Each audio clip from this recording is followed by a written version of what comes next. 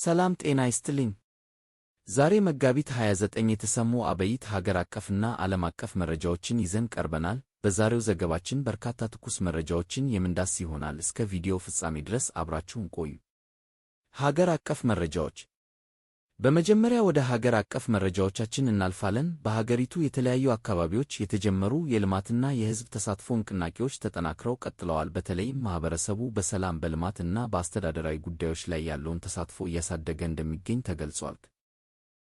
በሌላ በኩል በአገር አቀፍ ደረጃ የተጀመሩትን ታላላቅ የዲጂታልና የሚዲያ ሪፎርሞች ተከትሎ የሐሰተኛ መረጃዎችን ስርጭት ለመግታት እና ትክክለኛ መረጃን ለሕዝብ ለማድረስ የሚደረገው ጥረት ተጠናክሮ ቀጥሏል። ማህበረሰቡም ከይፋዊ እና ታማኝ የሚዲያ አውታሮች የሚወጡ መረጃዎችን ብቻ እንዲከታተል ጥሪ ቀርቧል።